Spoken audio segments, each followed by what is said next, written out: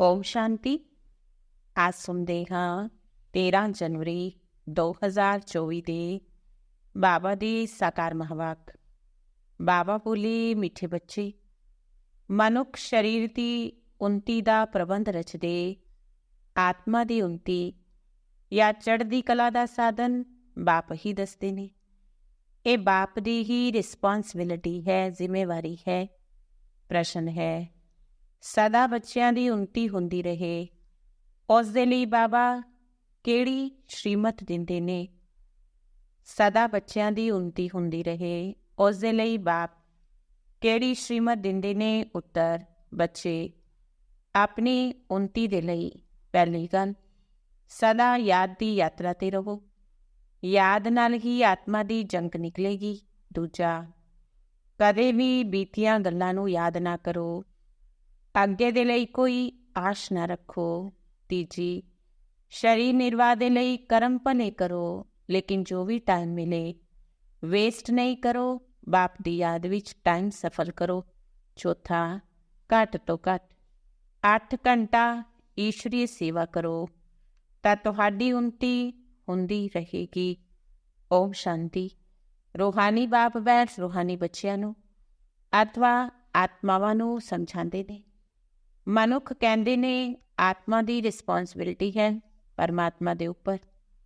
ਉਹ ਸਭ ਆਤਮਾਵਾਂ ਦੀ ਉੱਨਤੀ ਤੇ ਮਨ ਦੀ ਸ਼ਾਂਤੀ ਦਾ ਰਸਤਾ ਦੱਸਦੇ ਨੇ। ਆਤਮਾ ਰਹਿੰਦੀ ਹੈ ਪ੍ਰਗਟੀ ਵਿੱਚ ਸਭ ਤੋਂ ਨਿਆਰੀ। ਅਕਸਰ ਕਰਕੇ ਰੋਗ ਹੁੰਦੇ ਨੇ ਸਰੀਰ ਵਿੱਚ, ਇੱਥੇ ਪ੍ਰਗਟੀ ਯਾਨੀ ਮਸਤਕ ਵਿੱਚ ਨਹੀਂ। ਭਲੇ ਸਿਰ ਵਿੱਚ ਦਰਦ ਹੋਵੇਗਾ, ਪਰ ਜੋ ਆਤਮਾ ਦਾ ਤਖਤ ਹੈ ਉੱਥੇ ਕੋਈ ਤਕਲੀਫ ਨਹੀਂ ਹੋਏਗੀ, ਕਿਉਂਕਿ ਉਸ ਤਖਤ 'ਤੇ ਆਤਮਾ ਵਿਰਾਜਮਾਨ ਹੈ। ਹੁਣ ਆਤਮਾ ਦੀ ਉੱਨਤੀ ਅਥਵਾ ਸ਼ਾਂਤੀ ਦੇਣ ਵਾਲਾ ਸਰਜਨ ਇੱਕ ਪਰਮਾਤਮਾ ਪਿਤਾ ਹੀ ਹੈ। ਜਦੋਂ ਆਤਮਾ ਦੀ ਉੱਨਤੀ ਹੋਵੇ ਤਾਂ ਆਤਮਾ ਨੂੰ ਵੀ ਹੈਲਥ ਵੈਲਥ ਮਿਲੇ। ਸਰੀਰ ਨੂੰ ਕਿੰਨਾ ਵੀ ਕਰੋ, ਉਸ ਨਾਲ ਉੱਨਤੀ ਨਹੀਂ ਹੋ ਸਕਦੀ। ਸਰੀਰ ਵਿੱਚ ਕੁਝ ਨਾ ਕੁਝ ਖਿਟਪਿਟਤਾ ਰਹਿੰਦੀ ਹੀ ਹੈ। ਆਤਮਾ ਦੀ ਉੱਨਤੀ ਸਿਵਾਏ ਬਾਪ ਦੇ ਹੋਰ ਕੋਈ ਕਰ ਨਾ ਸਕੇ। ਹੋਰ ਸਾਰੀ ਦੁਨੀਆ ਵਿੱਚ ਸਰੀਰ ਦੀ ਉੱਨਤੀ ਦਾ ਪ੍ਰਬੰਧ ਰਚਦੇ ਨੇ। ਆਤਮਾ ਦੀ ਚੜ੍ਹਦੀ ਕਲਾ ਉੱਨਤੀ ਹੁੰਦੀ ਨਹੀਂ, ਉਹ ਸਿਰਫ ਬਾਪ ਹੀ ਸਿਖਾਉਂਦੇ ਨੇ। ਸਾਰਾ ਮਦਾਰ ਆਤਮਾ 'ਤੇ ਹੈ। ਆਤਮਾ ਹੀ 84 ਜਨਮ ਲੈਂਦੀ, ਆਤਮਾ ਹੀ 16 ਕਲਾ ਬਣਦੀ ਹੈ। ਆਤਮਾ ਹੀ ਬਿਲਕੁਲ ਕਲਾ ਰਹਿਤ ਹੋ ਜਾਂਦੀ ਹੈ। 16 ਕਲਾ ਬਣਦੀ, ਫਿਰ ਕਲਾ ਘੱਟ ਕਿਵੇਂ ਹੁੰਦੀ? ਇਹ ਵੀ ਬਾਪ ਬੈਠ ਸਮਝਾਉਂਦੇ ਨੇ। ਬਾਪ ਕਹਿੰਦੇ ਨੇ ਸਾਜੂ ਵਿੱਚ ਤੁਹਾਨੂੰ ਬਹੁਤ ਸੁੱਖ ਸੀ, ਆਤਮਾ ਚੜ੍ਹਦੀ ਕਲਾ ਵਿੱਚ ਸੀ। ਹੋਰ ਸਤਸੰਗਾਂ ਵਿੱਚ ਆਤਮਾ ਦੀ ਉੱਨਤੀ ਕਿਵੇਂ ਹੋਵੇ, ਇਹ ਗੱਲ ਨਹੀਂ ਸਮਝਾਈ ਜਾਂਦੀ। ਉਹ ਜਿਸਮਾਨੀ ਨਸ਼ੇ ਵਿੱਚ ਰਹਿੰਦੇ ਨੇ। ਦੇਹ ਅਭਿਮਾਨ ਹੈ। ਬਾਪ ਤੁਹਾਨੂੰ ਦੇਹੀ ਅਭਿਮਾਨੀ ਬਣਾਉਂਦੇ ਨੇ। ਆਤਮਾ ਜੋ ਤਮੋ ਪ੍ਰਧਾਨ ਬਣੇ, ਉਸ ਨੂੰ ਸਤੋ ਪ੍ਰਧਾਨ ਬਣਾਉਣਾ ਹੈ। ਇੱਥੇ ਸਭ ਹੈ ਰੂਹਾਨੀ ਗੱਲਾਂ, ਉੱਥੇ ਹੈ ਜਿਸਮਾਨੀ ਗੱਲਾਂ। ਸਰਜਨ ਲੋਕ ਤਾਂ ਇੱਕ ਦਿਲ ਨਿਕਾਲ ਕੇ ਦੂਜਾ ਪਾ ਦਿੰਦੇ ਨੇ, ਉਸ ਦਾ ਆਤਮਾ ਨਾਲ ਕੋਈ ਤਾਲੁਕ ਨਹੀਂ। ਆਤਮਾ ਤਾਂ ਪ੍ਰਗਟੀ ਵਿੱਚ ਰਹਿੰਦੀ ਹੈ, ਉਹਦਾ ਕੋਈ ਆਪਰੇਸ਼ਨ ਹੋ ਨਹੀਂ ਸਕਦਾ। ਅੱਛਾ, ਬਾਪ ਸਮਝਾਉਂਦੇ ਨੇ ਆਤਮਾ ਦੀ ਉੱਨਤੀ ਇੱਕ ਵਾਰ ਹੀ ਹੁੰਦੀ ਹੈ। ਆਤਮਾ ਜਦੋਂ ਤਮੋ ਪ੍ਰਧਾਨ ਬਣਦੀ ਹੈ, ਉਦੋਂ ਬਾਪ ਆ ਕੇ ਉੱਨਤੀ ਕਰਵਾਉਂਦੇ ਨੇ। ਉਹਨਾਂ ਦੇ ਬਗੈਰ ਕਿਸੇ ਵੀ ਆਤਮਾ ਦੀ ਚੜ੍ਹਦੀ ਕਲਾ ਹੋ ਨਹੀਂ ਸਕਦੀ। ਬਾਪ ਕਹਿੰਦੇ ਨੇ ਛੀ ਤਮੋ ਪ੍ਰਧਾਨ ਆਤਮਾਵਾਂ ਮੇਰੇ ਕੋਲ ਆ ਨਾ ਸਕਣ। ਤੁਹਾਡੇ ਕੋਲ ਜਦੋਂ ਕੋਈ ਆਂਦਾ ਹੈ, ਪੁੱਛਦੇ ਨੇ ਸ਼ਾਂਤੀ ਕਿਵੇਂ ਮਿਲੇ, ਉੱਨਤੀ ਕਿਵੇਂ ਪਾਈਏ, ਪਰ ਇਹ ਨਹੀਂ ਜਾਣਦੇ ਕਿ ਉੱਨਤੀ ਤੋਂ ਬਾਅਦ ਅਸੀਂ ਕਿੱਥੇ ਜਾਵਾਂਗੇ। ਪੁਕਾਰਦੇ ਨੇ ਪਤਿਤ ਪਾਵਨ ਆਓ, ਜੀਵਨ ਮੁਕਤੀ ਧਾਮ ਲੈ ਜਾਓ, ਪਰ ਇਹ ਗੱਲਾਂ ਕਿਸੇ ਦੀ ਬੁੱਧੀ ਵਿੱਚ ਨਹੀਂ ਹੈ। ਇਹ ਹੈ ਈਸ਼ਵਰੀ ਮਤ, ਬਾਕੀ ਸਭ ਹੈ ਮਾਨਵ ਮਤ। ਈਸ਼ਵਰੀ ਮਤ ਤੋਂ ਇੱਕਦਮ ਆਸਮਾਨ ਵਿੱਚ ਚੜ ਜਾਂਦੇ ਹੋ, ਸ਼ਾਂਤੀ ਧਾਮ ਸੁਖ ਧਾਮ ਵਿੱਚ। ਫਿਰ ਡਰਾਮਾ ਅਨੁਸਾਰ ਹੇਠਾਂ ਉਤਰਨਾ ਹੀ ਹੈ। ਆਤਮਾ ਦੀ ਉਨਤੀ ਬਾਪ ਦੇ ਸਿਵਾਏ ਹੋਰ ਕੋਈ ਸਰਜਨ ਨਹੀਂ ਹੈ। ਸਰਜਨ ਫਿਰ ਤੁਹਾਨੂੰ ਆਪ ਸਮਾਨ ਬਣਾਉਂਦੇ ਨੇ। ਕੋਈ ਤਾਂ ਬਹੁਤਿਆਂ ਦੀ ਉਨਤੀ ਚੰਗੀ ਕਰਦੇ, ਕੋਈ ਮੀਡੀਅਮ, ਕੋਈ ਥਰਡ। ਉਹਨਾਂ ਦੀ ਉਨਤੀ ਕਰਦੇ ਨੇ। ਆਤਮਾਵਾਂ ਦੀ ਉਨਤੀ ਦਾ ਜਵਾਬਦਾਰ ਹੈ ਇੱਕ ਬਾਪ। ਦੁਨੀਆ ਵਿੱਚ ਕਿਸੇ ਨੂੰ ਪਤਾ ਨਹੀਂ। ਬਾਪ ਕਹਿੰਦੇ, ਇਹਨਾਂ ਸਾਧੂਆਂ ਦਾ ਵੀ ਉਤਾਰ ਕਰਨ ਮੈਂ ਆਂਦਾ ਹਾਂ। ਪਹਿਲੇ ਜਦੋਂ ਆਤਮਾ ਆਉਂਦੀ ਹੈ ਪਵਿੱਤਰ ਹੁੰਦੀ ਹੈ। ਹੁਣ ਬਾਪ ਆਏ ਨੇ ਉਸ ਦੀ ਉਨਤੀ ਕਰਨ ਦੇ ਲਈ। ਨੰਬਰਵਾਰ ਪੁਰਸ਼ਾਂ ਅਨੁਸਾਰ ਦੇਖੋ ਤੁਹਾਡੀ ਕਿੰਨੀ ਉਨਤੀ ਹੋ ਜਾਂਦੀ ਹੈ। ਉੱਥੇ ਤੁਹਾਨੂੰ ਫਸਟ ਕਲਾਸ ਸਰੀਰ ਮਿਲਦਾ ਹੈ। ਬਾਪ ਹੈ ਹੀ ਅਵਿਨਾਸ਼ੀ ਸੱਜਣ। ਉਹ ਆ ਕੇ ਤੁਹਾਡੀ ਉਨਤੀ ਕਰਦੇ ਨੇ। ਉੱਚੇ ਤੇ ਉੱਚੇ ਆਪਣੇ ਸਵੀਟ ਹੋਮ ਵਿੱਚ ਚਲੇ ਜਾਓਗੇ। ਉਹ ਲੋਕ ਮੂਨ ਤੇ ਜਾਂਦੇ। ਅਵਿਨਾਸ਼ੀ ਸਰਜਨ ਤੁਹਾਨੂੰ ਉਨਤੀ ਪ੍ਰਾਪਤ ਕਰਾਉਣ ਦੇ ਲਈ ਕਹਿੰਦੇ, ਬੱਚੇ ਮਮੇਕਮ ਯਾਦ ਕਰੋ ਤਾਂ ਵਿਕਰਮ ਵਿਨਾਸ਼ ਹੋਣਗੇ। ਬਾਪ ਵਿਸ਼ਵ ਦੇ ਬੱਚਿਆਂ ਨੂੰ ਲਿਬਰੇਟ ਕਰਦੇ ਨੇ। ਜਦੋਂ ਤੁਸੀਂ ਸਵਰਗ ਵਿੱਚ ਜਾਓਗੇ ਬਾਕੀ ਸਭ ਸ਼ਾਂਤੀ ਧਾਮ ਵਿੱਚ ਹੋਣਗੇ। ਬਾਬਾ ਕਿਤਨਾ ਵੰਡਰਫੁਲ ਕਾਰਜ ਕਰਦੇ ਨੇ। ਕਮਾਲ ਹੈ ਬਾਬਾ ਦੀ। ਤਾਂ ਹੀ ਤਾਂ ਕਹਿੰਦੇ ਨੇ ਤੁਮਰੀ ਗਤਮਤ ਤੁਮ ਹੀ ਜਾਣੋ। ਆਤਮਾ ਵਿੱਚ ਮਤ ਹੈ। ਆਤਮਾ ਵੱਖ ਹੋ ਜਾਵੇ ਤਾਂ ਮਤ ਮਿਲ ਨਾ ਸਕੇ। ਈਸ਼ਵਰੀ ਮਤ ਵਿੱਚ ਹੈ ਚੜ੍ਹਦੀ ਕਲਾ ਤੇ ਮਾਨਵ ਮਤ ਵਿੱਚ ਹੈ ਉਤਰਦੀ ਕਲਾ। ਇਹ ਵੀ ਡਰਾਮਾ ਵਿੱਚ ਨੂੰਦ ਹੈ। ਉਹ ਲੋਕ ਸਮਝਦੇ ਹੁਣ ਸਵਰਗ ਬਣ ਗਿਆ ਹੈ। ਅੱਗੇ ਚੱਲ ਕੇ ਪਤਾ ਲੱਗੇਗਾ ਇਹ ਸਵਰਗ ਹੈ ਜਾਂ ਨਰਕ। ਭਾਸ਼ਾ ਦੇ ਉੱਪਰ ਹੀ ਕਿੰਨੇ ਹੰਗਾਮੇ ਕਰਦੇ ਨੇ। ਦੁਖੀ ਹੈ ਨਾ। ਸਵਰਗ ਵਿੱਚ ਦੁੱਖ ਨਹੀਂ ਹੁੰਦਾ। ਅਰਥਕੁਏਕ ਵੀ ਨਹੀਂ ਹੋਵੇਗੀ। ਹੁਣ ਪੁਰਾਣੀ ਦੁਨੀਆ ਦਾ ਵਿਨਾਸ਼ ਹੋਣਾ ਹੈ। ਫਿਰ ਇਹੀ ਨਵੀਂ ਦੁਨੀਆ ਬਣ ਜਾਵੇਗੀ। ਫਿਰ ਅੱਧਾ ਕਲਪ ਉਹ ਵੀ ਗੁੰਮ ਹੋ ਜਾਂਦਾ। ਕਹਿੰਦੇ ਨੇ ਸਵਾਰਿਕਾ, ਕਹਿੰਦੇ ਨੇ ਦਵਾਰਿਕਾ ਸਾਗਰ ਦੇ ਹੇਠਾਂ ਚਲੀ ਗਈ। ਸੋਨੇ ਦੀਆਂ ਚੀਜ਼ਾਂ ਹੇਠਾਂ ਦੱਬ ਗਈਆਂ। ਸੋ ਤਾਂ ਅਰਥਕੁਏਕ ਨਾਲ ਹੀ ਅਜਿਹਾ ਹੋਵੇਗਾ ਨਾ। ਸਮੁੰਦਰ ਥੋੜੀ ਖੋਦ ਕੇ ਨਿਕਾਲਣਗੇ। ਧਰਤੀ ਨੂੰ ਖੋਦਦੇ ਨੇ, ਫਿਰ ਉੱਥੋਂ ਮਾਲ ਨਿਕਾਲਦੇ ਨੇ। ਬਾਪ ਕਹਿੰਦੇ ਨੇ ਮੈਂ ਸਭ ਦਾ ਉਪਕਾਰ ਕਰਦਾ ਹਾਂ। ਮੇਰਾ ਫਿਰ ਸਭ ਅਪਕਾਰ ਕਰਦੇ, ਗਾਲਾਂ ਦਿੰਦੇ। ਮੈਂ ਤਾਂ ਅਪਕਾਰੀ ਦੇ ਵੀ ਉਪਕਾਰ ਕਰਦਾ ਹਾਂ। ਤਾਂ ਮੇਰੀ ਮਹਿਮਾ ਜ਼ਰੂਰ ਹੋਣੀ ਚਾਹੀਦੀ ਹੈ।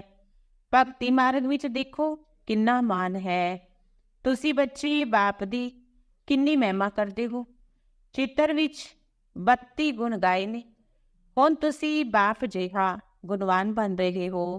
ਕਿੰਨਾ ਪੁਰਸ਼ਾਰਥ ਕਰਨਾ ਚਾਹੀਦਾ ਹੈ। ਟਾਈਮ ਵੇਸਟ ਨਹੀਂ ਕਰਨਾ ਚਾਹੀਦਾ। ਬਹੁਤ ਹਾਈਐਸਟ ਬਾਪ ਪੜ੍ਹਾਉਂਦੇ ਨੇ।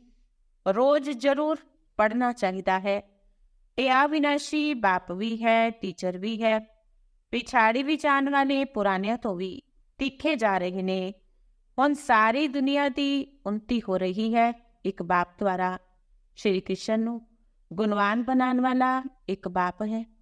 ਸਭ ਨੂੰ ਦੇਣ ਵਾਲਾ ਹੈ, ਬਾਕੀ ਸਭ ਲੈਂਦੇ ਨੇ। ਇੱਕ ਘਰਾਨਾ ਬਣ ਰਿਹਾ ਹੈ ਨੰਬਰਵਾਰ ਪੁਰਸ਼ਾਰਥ ਅਨੁਸਾਰ। ਬੇਹੱਦ ਦਾ ਬਾਪ ਦੇਖੋ ਕਿੰਨਾ ਮਿੱਠਾ, ਕਿੰਨਾ ਪਿਆਰਾ ਹੈ। ਉੱਚੇ ਤੇ ਉੱਚੇ ਬਾਪ ਦੁਆਰਾ ਹੁਣ ਸਭ ਦੀ ਉਨਤੀ ਹੋ ਰਹੀ ਹੈ। ਬਾਕੀ ਸਭ ਨੇ ਸੀੜੀ ਹੇਠਾਂ ਉਤਰਨੀ ਹੈ। ਕਮਾਨ ਹੈ ਬਾਬਾ ਦੀ। ਭਲੇ ਖਾਓ ਪੀਓ ਸਭ ਕੁਛ ਕਰੋ, ਪਰ ਬਾਬਾ ਦੇ ਗੁਣ ਗਾਓ। ਐਵੇਂ ਨਹੀਂ ਕਿ ਬਾਬਾ ਦੀ ਯਾਦ ਵਿੱਚ ਅਸੀਂ ਖਾ ਨਹੀਂ ਸਕਦੇ। ਰਾਤ ਨੂੰ ਫੁਰਸਤ ਬਹੁਤ ਹੁੰਦੀ ਹੈ। 8 ਘੰਟੇ ਤਾਂ ਫੁਰਸਤ ਹੈ ਨਾ। ਬਾਬਾ ਕਹਿਣ ਘੱਟ ਤੋਂ ਘੱਟ 8 ਘੰਟਾ ਇਸ ਗਵਰਨਮੈਂਟ ਦੀ ਵੀ ਸਰਵਿਸ ਕਰੋ। ਜੋ ਵੀ ਆਏ ਉਸ ਨੂੰ ਆਤਮਾ ਦੀ ਉਨਤੀ ਦੇ ਲਈ ਰਸਤਾ ਬਤਾਓ, ਰਸਤਾ ਦੱਸੋ। ਜੀਵਨ ਮੁਕਤੀ ਮਾਨਾ ਵਿਸ਼ਵ ਦਾ ਮਾਲਿਕ, ਮੁਕਤੀ ਮਾਨਾ ਬ੍ਰਹਮਾਂਡ ਦਾ ਮਾਲਿਕ। ਇਹ ਸਮਝਾਉਣਾ ਤਾਂ ਬੜਾ ਸਹਿਜ ਹੈ ਨਾ, ਪਰ ਤਕਦੀਰ ਵਿੱਚ ਨਹੀਂ। ਤਦਬੀਰ ਕੀ ਕਰ ਸਕਣਗੇ। ਬਾਬਾ ਸਮਝਾਉਂਦੇ ਨੇ ਬਾਪ ਦੀ ਯਾਦ ਦੇ ਸਿਵਾਏ ਆਤਮਾ ਦੀ ਜੰਗ ਨਿਕਲ ਨਹੀਂ ਸਕਦੀ। ਭਲੇ ਗਿਆਨ ਸਾਰਾ ਦਿਨ ਸੁਣਾਓ, ਪਰ ਆਤਮਾ ਦੀ ਉਨਤੀ ਦਾ ਉਪਾਅ ਯਾਦ ਦੇ ਸਿਵਾਏ ਹੋਰ ਕੋਈ ਨਹੀਂ। ਬਾਪ ਬੱਚਿਆਂ ਨੂੰ ਬਹੁਤ ਪਿਆਰ ਨਾਲ ਰੋਜ਼-ਰੋਜ਼ ਸਮਝਾਉਂਦੇ ਨੇ, ਪਰ ਆਪਣੀ ਉਨਤੀ ਕਰਦੇ ਨੇ ਜਾਂ ਨਹੀਂ, ਹਰ ਇੱਕ ਖੁਦ ਸਮਝ ਸਕਦਾ ਹੈ। ਇਹ ਸਿਰਫ ਤੁਸੀਂ ਨਹੀਂ ਸੁਣਦੇ, ਪਰੰਤੂ ਸਭ ਸੈਂਟਰ ਦੇ ਬੱਚੇ ਵੀ ਸੁਣਦੇ ਨੇ। ਇਹ ਟੇਪ ਰੱਖੀ ਹੈ ਨਾ, ਇਹ ਵੀ ਆਪਣੇ ਵਿੱਚ ਆਵਾਜ਼ ਭਰ ਕੇ ਜਾਂਦੀ ਹੈ ਸਰਵਿਸ, ਤੇ ਇਹ ਬਹੁਤ ਵੱਡੀ ਸਰਵਿਸ ਦਿੰਦੀ ਹੈ। ਬੱਚੇ ਸਮਝਦੇ ਨੇ ਸ਼ਿਵ ਬਾਬਾ ਦੀ ਮੁਰਲੀ ਅਸੀਂ ਸੁਣਦੇ ਹਾਂ, ਤੁਹਾਡੇ ਦੁਆਰਾ ਸੁਣਨ ਤੋਂ ਇਨਡਾਇਰੈਕਟ ਹੋ ਜਾਂਦਾ, ਫਿਰ ਇੱਥੇ ਆਉਂਦੇ ਨੇ ਡਾਇਰੈਕਟ ਸੁਣਦੇ ਨੇ, ਫਿਰ ਬਾਬਾ ਬ੍ਰਹਮਾ ਮੁਖ ਦੁਆਰਾ ਸੁਣਾਉਂਦੇ ਨੇ ਅਥਵਾ ਮੁਖ ਦੁਆਰਾ ਗਿਆਨ ਅੰਮ੍ਰਿਤ ਦਿੰਦੇ ਨੇ।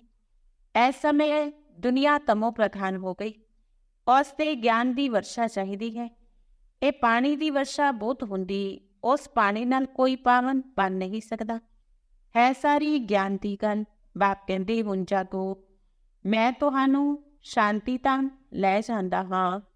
ਆਤਮਾ ਦੀ ਉਨਤੀ ਇਸ ਵਿੱਚ ਹੈ, ਬਾਕੀ ਸਭ ਨੇ ਜਿਸਮਾਨੀ ਗੱਲਾਂ, ਰੂਹਾਨੀ ਗੱਲਾਂ ਸਿਰਫ ਤੁਸੀਂ ਹੀ ਸੁਣਦੇ ਹੋ। ਪਦਮਪਤੀ ਭਾਗਿਆਸ਼ਾਲੀ ਸਿਰਫ ਤੁਸੀਂ ਹੀ ਬੰਦੇ ਹੋ। ਬਾਪ ਹੈ ਗਰੀਬ ਨਿਵਾਸ, ਗਰੀਬ ਹੀ ਸੁਣਦੇ ਨੇ। ਤਾਂ ਬਾਪ ਕਹਿੰਦੇ ਨੇ ਅਵਿਲਿਆਵਾਂ ਗਣਿਕਾਵਾਂ ਨੂੰ ਵੀ ਸਮਝਾਓ, ਸਾਜੋ ਵਿੱਚ ਅਜਿਹੀਆਂ ਗੱਲਾਂ ਨਹੀਂ ਹੁੰਦੀ। ਉਹ ਹੈ ਬੇਹੱਦ ਦਾ ਸ਼ਿਵਾਲਿਆ, ਹੁਣ ਹੈ ਬੇਹੱਦ ਦਾ ਵਿਸ਼ਾਲਿਆ, ਬਿਲਕੁਲ ਹੀ ਤਮੋ ਪ੍ਰਧਾਨ ਨੇ। ਇਸ ਤੋਂ ਜ਼ਿਆਦਾ ਤਾਂ ਮਾਰਜਨ ਵੀ ਨਹੀਂ। ਹੁਣ ਇਸ ਪਤਿਤ ਦੁਨੀਆ ਨੂੰ ਚੇਂਜ ਹੋਣਾ ਹੈ। ਭਾਰਤ ਵਿੱਚ ਹੀ ਰਾਮ ਰਾਜ, ਭਾਰਤ ਵਿੱਚ ਹੀ ਰਾਵਣ ਰਾਜ ਹੁੰਦਾ ਹੈ। ਜਦੋਂ ਅਨੇਕ ਧਰਮ ਹੋ ਜਾਂਦੇ ਨੇ ਤਾਂ ਅਸ਼ਾਂਤੀ ਹੋ ਜਾਂਦੀ ਹੈ, ਲੜਾਈ ਲੱਗਦੀ ਰਹਿੰਦੀ ਹੈ। ਹੁਣ ਬਹੁਤ ਜ਼ੋਰ ਨਾਲ ਲੜਾਈ ਲੱਗੇਗੀ, ਕੜੀ ਲੜਾਈ ਲੱਗ ਕੇ ਫਿਰ ਬੰਦ ਹੋ ਜਾਏਗੀ, ਕਿਉਂਕਿ ਰਾਜਾਈ ਵੀ ਤਾਂ ਸਥਾਪਨ ਹੋਏਗੀ, ਕਰਮਾਤੀਤ ਅਵਸਥਾ ਵੀ ਹੋਣੀ ਹੈ। ਹਾਲੇ ਤੱਕ ਕੋਈ ਕਹਿ ਨਹੀਂ ਸਕਦਾ ਉਹ ਅਵਸਥਾ ਉਦੋਂ ਆਵੇਗੀ ਜਦੋਂ ਪੜ੍ਹਾਈ ਪੂਰੀ ਹੋ ਜਾਵੇਗੀ, ਫਿਰ ਟ੍ਰਾਂਸਫਰ ਹੋ ਜਾਊਗੀ ਆਪਣੇ ਆਪਣੇ ਪੁਰਸ਼ਾਰਥ ਅਨੁਸਾਰ। ਇਸ ਭੰਬੋਰ ਨੂੰ ਅੱਗ ਲੱਗਣੀ ਹੈ, ਫਟਾਫਟ ਵਿਨਾਸ਼ ਹੋ ਜਾਵੇਗਾ। ਉਸ ਨੂੰ ਖੂਨੇ ਨਾਹਕ ਖੇਲ ਕਿਹਾ ਜਾਂਦਾ ਹੈ। ਨਾਹਕ ਸਭ ਮਰ ਜਾਣਗੇ, ਖੂਨ ਦੀਆਂ ਨਦੀਆਂ ਬਹਿਣਗੀਆਂ, ਫਿਰ ਦੁੱਧ ਘਿਓ ਦੀਆਂ ਨਦੀਆਂ ਵੀ ਬਹਿਣਗੀਆਂ। ਹਾਹਾਕਾਰ ਤੋਂ ਬਾਅਦ ਜੈ ਜੈਕਾਰ ਹੋਵੇਗੀ। ਬਾਕੀ ਸਭ ਅਗਿਆਨ ਨਿਦਰਾ ਵਿੱਚ ਸੌਂਦੇ ਸੌਂਦੇ ਖਤਮ ਹੋ ਜਾਣਗੇ। ਬੜੀ ਯੁਕਤੀ ਨਾਲ ਸਥਾਪਨਾ ਹੁੰਦੀ ਹੈ, ਵਿਘਨ ਵੀ ਪੈਣਗੇ, ਅਤਿਆਚਾਰ ਵੀ ਹੋਣਗੇ। ਹੁਣ ਮਾਤਾਵਾਂ ਦੁਆਰਾ ਸਵਰਗ ਦਾ ਦੁਆਰ ਖੁੱਲਦਾ ਹੈ ਤਾਂ ਪੁਰਸ਼ ਵੀ ਬਹੁਤ, ਪਰ ਮਾਤਾ ਜਨਮ ਦਿੰਦੀਆਂ ਨੇ, ਉਸ ਨੂੰ ਪੁਰਸ਼ ਤੋਂ ਇਜ਼ਾਫਾ ਜ਼ਿਆਦਾ ਮਿਲਦਾ ਹੈ। ਸਵਰਗ ਵਿੱਚ ਸਭ ਨੰਬਰਵਾਰ ਜਾਣਗੇ, ਕੋਈ 2 ਜਨਮ ਮੇਲ ਦੇ ਵੀ ਬਣ ਸਕਦੇ ਨੇ। ਹਿਸਾਬ ਕਿਤਾਬ ਜੋ ਡਰਾਮਾ ਵਿੱਚ ਨੋਦ ਹੈ ਉਹੀ ਹੁੰਦਾ ਹੈ। ਆਤਮਾ ਦੀ ਉਨਤੀ ਹੋਣ ਵਿੱਚ ਕਿੰਨਾ ਫਰਕ ਪੈ ਜਾਂਦਾ ਹੈ। ਕੋਈ ਤਾਂ ਇੱਕਦਮ ਹਾਈਐਸਟ ਬਣ ਜਾਂਦੇ, ਕੋਈ ਇੱਕਦਮ ਲੋਐਸਟ। ਕਿਤੇ ਰਾਜਾ ਕਿਤੇ ਪਰਜਾ। ਮਿੱਠੇ ਮਿੱਠੇ ਬੱਚਿਆਂ ਨੂੰ ਬਾਪ ਸਮਝਾਉਂਦੇ ਨੇ, ਹੁਣ ਪੁਰਸ਼ਾਰਥ ਕਰੋ, ਯੋਗ ਨਾਲ ਪਵਿੱਤਰ ਬਣੋ ਤਾਂ ਧਾਰਨਾ ਹੋਵੇਗੀ। ਮੰਜ਼ਿਲ ਬੜੀ ਉੱਚੀ ਹੈ। ਆਪਣੇ ਆਪ ਨੂੰ ਆਤਮਾ ਸਮਝ ਬਹੁਤ ਪਿਆਰ ਨਾਲ ਬਾਬਾ ਨੂੰ ਯਾਦ ਕਰਨਾ ਹੈ। ਆਤਮਾ ਦਾ ਪਰਮਾਤਮਾ ਪਿਤਾ ਨਾਲ ਪਿਆਰ ਹੈ ਨਾ, ਇਹ ਹੈ ਰੂਹਾਨੀ ਪਿਆਰ, ਜਿਸ ਨਾਲ ਆਤਮਾ ਦੀ ਉਨਤੀ ਹੁੰਦੀ ਹੈ। ਜਿਸਮਾਨੀ ਪਿਆਰ ਨਾਲ ਗਿਰ ਜਾਂਦੇ, ਤਕਦੀਰ ਨਹੀਂ ਤਾਂ ਭਗੰਤੀ ਹੋ ਜਾਂਦੇ ਨੇ। ਯੱਗ ਦੀ ਬੜੀ ਪਿਆਰ ਨਾਲ ਸੰਭਾਲ ਚਾਹੀਦੀ ਹੈ। ਮਾਤਾਵਾਂ ਦੀ ਪਾਈ ਨਾਲ ਯੱਗ ਦੀ ਸਰਵਿਸ ਹੋ ਰਹੀ ਹੈ। ਇੱਥੇ ਗਰੀਬ ਹੀ ਸਾਹੂਕਾਰ ਬਣਦੇ ਨੇ। ਸਾਰਾ ਮੈਦਾਨ ਪੜ੍ਹਾਈ 'ਤੇ ਹੈ। ਤੁਸੀਂ ਹੁਣ ਸਦਾ ਸੁਹਾਗਨ ਬੰਦੀਆਂ ਹੋ, ਇਹ ਸਭ ਨੂੰ ਫੀਲਿੰਗ ਆਉਂਦੀ ਹੈ। ਮਾਲਾ ਦਾ ਦਾਣਾ ਬਣਨ ਵਾਲਿਆਂ ਨੂੰ ਕਿੰਨੀ ਚੰਗੀ ਫੀਲਿੰਗ ਚਾਹੀਦੀ ਹੈ। ਸ਼ਿਵ ਬਾਬਾ ਨੂੰ ਯਾਦ ਕਰਦੇ, ਸਰਵਿਸ ਕਰਦੇ ਰਹੋ ਤਾਂ ਉਨਤੀ ਬਹੁਤ ਹੋ ਸਕਦੀ ਹੈ। ਸ਼ਿਵ ਬਾਬਾ ਦੀ ਸਰਵਿਸ ਵਿੱਚ ਸਰੀਰ ਵੀ ਨੌਛਾਵਰ ਹੋ ਜਾਣਾ ਚਾਹੀਦਾ ਹੈ। ਸਾਰਾ ਦਿਨ ਨਸ਼ਾ ਰਹੇ, ਇਹ ਮਾਸੀ ਦਾ ਘਰ ਨਹੀਂ।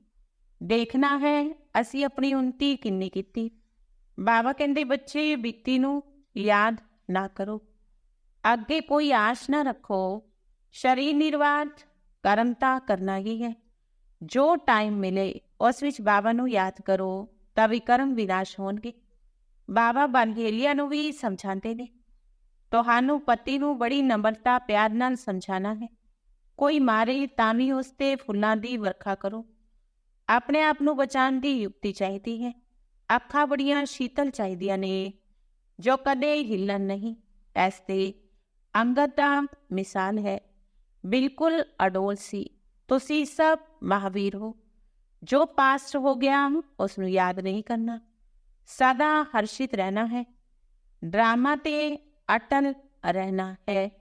ਬਾਪ ਖੁਦ ਕਹਿੰਦੇ ਨੇ, ਮੈਂ ਵੀ ਡਰਾਮਾ ਦੇ ਬੰਧਨ ਵਿੱਚ ਬੰਨਿਆ ਹੋਇਆ ਹਾਂ, ਬਾਕੀ ਹੋਰ ਕੋਈ ਗੱਲ ਨਹੀਂ। ਸ਼੍ਰੀ ਕ੍ਰਿਸ਼ਨ ਨੇ ਲਈ ਲਿਖਿਆ ਸਵਦਰਸ਼ਨ ਚੱਕਰ ਨਾਲ ਮਾਰਿਆ। ਇਹ ਸਭ ਕਥਾਵਾਂ ਨੇ। ਬਾਪ ਕੋਈ ਹਿੰਸਾ ਕਰ ਨਾ ਸਕੇ, ਉਹ ਤਾਂ ਬਾਪ ਵੀ ਹੈ, ਟੀਚਰ ਵੀ ਹੈ। ਮਾਰਨ ਦੀ ਗੱਲ ਨਹੀਂ। ਇਹ ਗੱਲਾਂ ਸਾਰੀਆਂ ਇਸ ਸਮੇਂ ਦੀਆਂ ਹੈ। ਇੱਕ ਤਰਫ ਨੇ ਢੇਰ ਮਨੁੱਖ, ਦੂਜੀ ਤਰਫ ਹੋ ਤੁਸੀਂ। ਜਿਸ ਨੇ ਆਣਾ ਹੋਵੇਗਾ ਉਹ ਆਂਦੇ ਰਹਿਣਗੇ। ਕੱਲ੍ਹ ਪਹਿਲੇ ਮਿਸਰ ਪਦਵੀ ਪਾਉਂਦੇ ਰਹਿਣਗੇ। ਇਸ ਵਿੱਚ ਚਮਤਕਾਰ ਦੀ ਕੋਈ ਗੱਲ ਨਹੀਂ ਹੈ। ਬਾਬਾ ਰਹਿਮ ਦਿਲ ਹੈ, ਦੁੱਖ ਹਰਤਾ, ਸੁਖ ਕਰਤਾ ਹੈ। ਫਿਰ ਉਹ ਦੁੱਖ ਕਿਵੇਂ ਦੇਣਗੇ? ਅੱਛਾ, ਮਿੱਠੇ ਮਿੱਠੇ ਸਿਕਿਲਦੇ ਬੱਚਿਆਂ ਪ੍ਰਤੀ ਮਾਤਾ ਪਿਤਾ ਬਾਪ ਦਾਦਾ ਦਾ ਯਾਦ ਪਿਆਰ ਤੇ ਗੁੱਡ ਮਾਰਨਿੰਗ। ਰੂਹਾਨੀ ਬਾਪ ਦੀ ਰੂਹਾਨੀ ਬੱਚਿਆਂ ਨੂੰ ਨਮਸਤੇ। ਰੂਹਾਨੀ ਬੱਚਿਆਂ ਦੀ ਰੂਹਾਨੀ ਬਾਪ ਦਾਦਾ ਨੂੰ ਨਮਸਤੇ ਨਮਸਤੇ ਨਮਸਤੇ ਜੀ। ਧਾਰਨਾ ਦੇ ਲਈ ਮੁੱਖ ਸਾਰ। ਪਹਿਲੀ ਧਾਰਨਾ, ਘੱਟ ਤੋਂ ਘੱਟ 8 ਘੰਟਾ ਈਸ਼ਵਰੀ ਗਵਰਨਮੈਂਟ ਦੀ ਸਰਵਿਸ ਕਰ ਆਪਣਾ ਟਾਈਮ ਸਫਲ ਕਰਨਾ ਹੈ।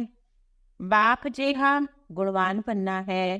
ਦੂਜਾ, ਜੋ ਬੀਤ ਗਿਆ ਉਸ ਨੂੰ ਯਾਦ ਨਹੀਂ ਕਰਨਾ, ਬੀਤੀ ਨੂੰ ਬੀਤੀ ਕਰ ਸਦਾ ਹਰਸ਼ਿਤ ਰਹਿਣਾ ਹੈ।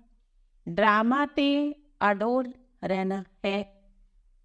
ਵਰਦਾਨ ਹੈ, ਸੰਕਲਪ ਬੋਲ।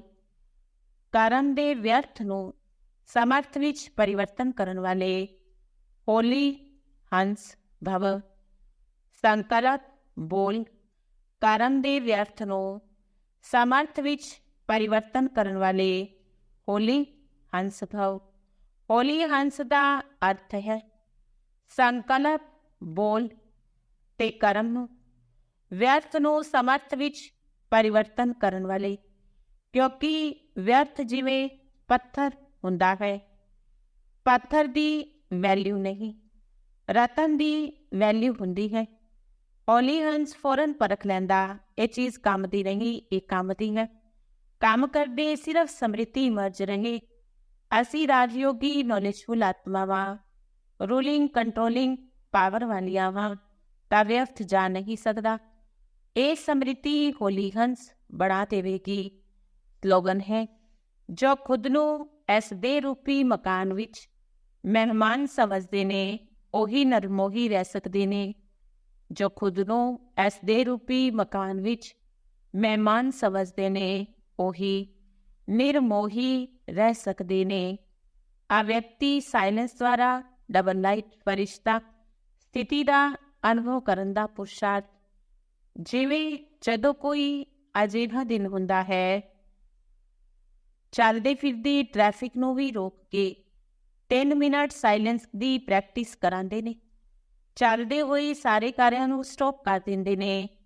ਐਵੇਂ ਤੁਸੀਂ ਵੀ ਕੋਈ ਕੰਮ ਕਰਦੇ ਹੋ ਜਾਂ ਗੱਲ ਕਰਦੇ ਹੋ ਤਾਂ ਵਿੱਚੋਂ ਇਹ ਸੰਕਲਪਾਂ ਦੀ ਟ੍ਰੈਫਿਕ ਨੂੰ ਸਟਾਪ ਕਰਨ ਦਾ ਅਭਿਆਸ ਕਰੋ। 1 ਮਿੰਟ ਦੇ ਲਈ ਮਨ ਦੇ ਸੰਕਲਪਾਂ ਨੂੰ, ਚਾਹੇ ਸਰੀਰ ਦੁਆਰਾ ਚੱਲਦੇ ਹੋਏ ਕਰਮ ਨੂੰ, ਵਿਚਾਲੇ ਰੁਕ ਕੇ ਆਪਣੇ ਫਰਿਸ਼ਤੇ ਸਰੂਪ ਵਿੱਚ ਸਥਿਤ ਹੋ ਜਾਓ। ਓਮ ਸ਼ਾਂਤੀ।